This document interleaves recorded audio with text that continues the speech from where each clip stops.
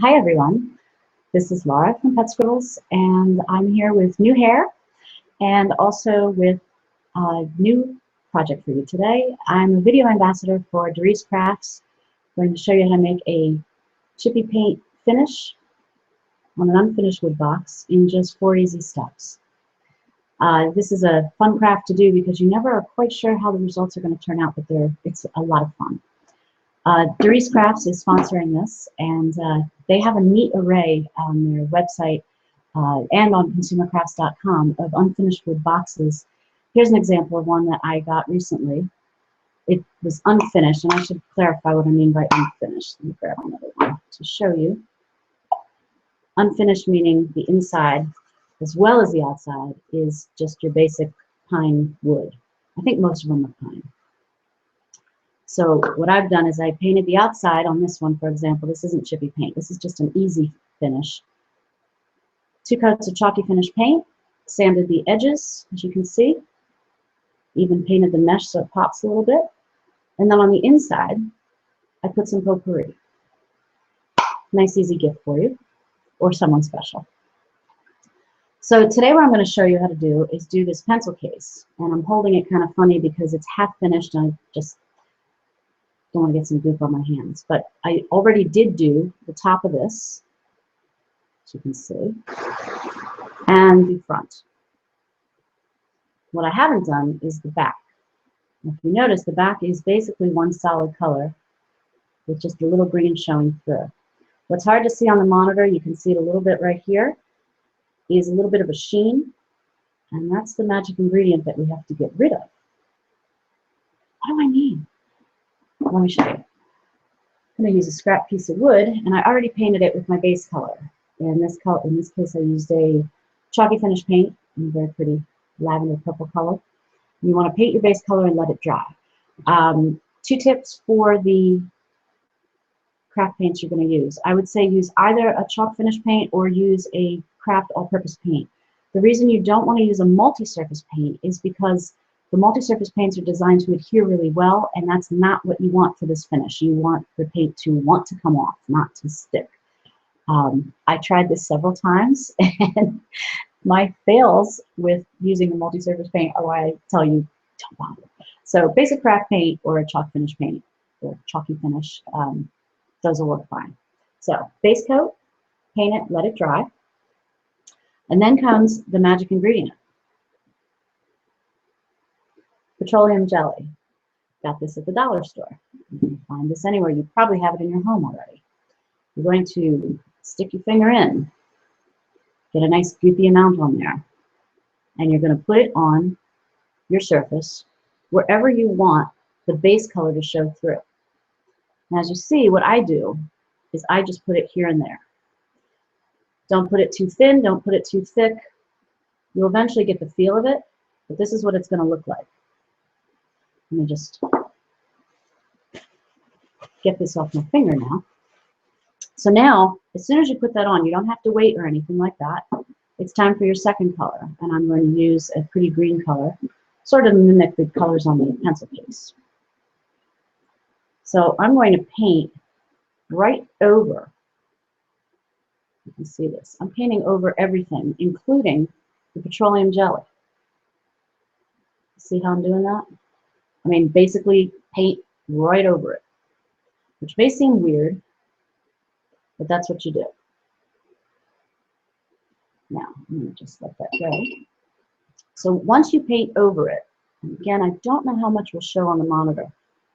It's a little hard to see. But this is going to take a while to dry, and you want this to dry several hours. The way you're going to tell it's dry is the paint will dry. You'll still have a little bit of a sheen where the petroleum jelly is. That'll still kind of show through.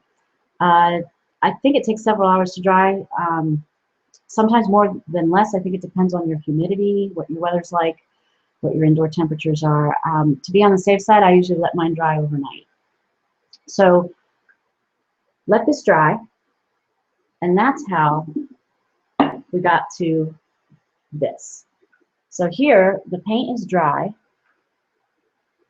Try to get that clear. It's a little hard. There we go. What was our first step? So you can see there's a little bit of crackling up here. There's, you can just see a little bit of the sheen. You're going to take a wet wipe. A wet one, I don't care what brand. These things are awesome. And you're just going to start wiping away. And I'm going to do this for you live. You see how that's already starting to come off?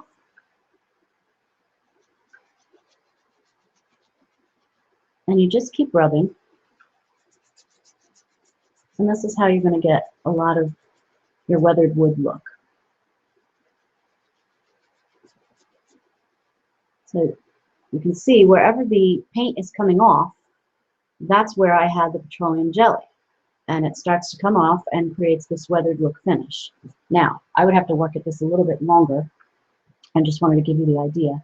But to show you, this is the top. Maybe I can get in close there. You can see a little bit of crackling happens because the paint resists the petroleum jelly. And then this is what the front looks like. And then, like I mentioned, this is a cute pencil box. I like to keep them, partly because it's kind of hard to paint the insides of things. I like to just keep them unfinished, make it easy. You could fill them with paper shred. If this was a teacher's gift, for example, for the spring, you could fill it with their favorite pens, and then maybe a Starbucks gift card, which they would really love. A couple more examples. I'll just get this fastening off with my hands. I showed you this one earlier, which was the heart box. I may not have showed you this earlier. I don't remember now. I don't think I did. But this is a similar box to this one. I've been doing this a lot.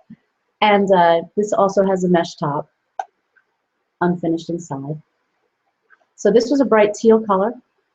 And I did this one with a red over it. Here's the same teal, and I did it with a pink. And here's what the tops look like. You can tell the one with the red, I used a lot of petroleum jelly to cover up that teal. So there were only a few little spots that the red paint went on the top. Whereas for this one, I didn't put much petroleum jelly on at all so that I could get a lot of pink over that teal. And you can see that they turn out differently depending on your paint colors. That makes it look different, how much petroleum jelly you use. Here's what the backs look like. Really nice. Here's a couple other colors to show you. This was the pink over a teal. Here I did the same pink, but this time I put it over a pale pink. What's nice about this is if it's hard for you to come up with color matches, go to the craft store. You'll see, how the craft paints are always color coordinated. They're color coded. They start from white and go all the way down to black. So in this case, look at your pink section and pick out two pinks that seem to go nicely together, and you can just paint that way. Get a nice tone on tone. Again, inside is unfinished. Now I took the same pale pink and painted this box, but in this case I put a sweet mint color over it. And again, I'm hoping that comes out. Oh, there we go. Yes, a little hard to see. There we go. So this makes a really fun craft because you never know how it's going to turn out, and it can turn out very differently depending on what colors you use. So for springtime, these would be great for teacher's gifts. Say this could make a great party favor or party gift. You're invited to someone's birthday, stick a gift card in there. They have a nice keepsake box as well as a gift card, something they can use, something they can keep as a keepsake. And if you do them in some fun spring colors, all better. So you can find these boxes that Darice Crafts makes. You can find them at consumercrafts.com, and I will have a list of supplies with links where you can get all of this stuff on my website, which is petscribbles.com. And I'll have some step-out photos there too, so you can see a little bit more detail, for example, of how we got here. This is another before picture, for example, of the paint waiting to be removed with the wet one. It's a fun craft. So I hope you like this. I hope you try it. It's very easy. And if you have any questions, please leave them here in the comments. Please give me a thumbs up if you like the video. And you can go to my website for more details. Thanks so much, and I'll see you soon. Bye.